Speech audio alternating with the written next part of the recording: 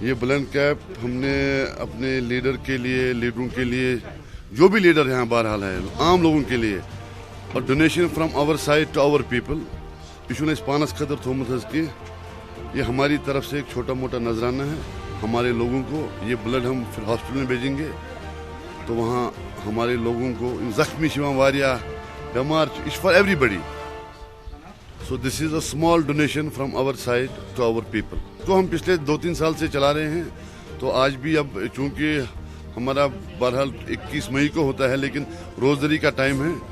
تو ہم نے کہا کہ اس سے پہلے ہم آج ہی دے دیں گے یہ ٹریبیوٹ ہے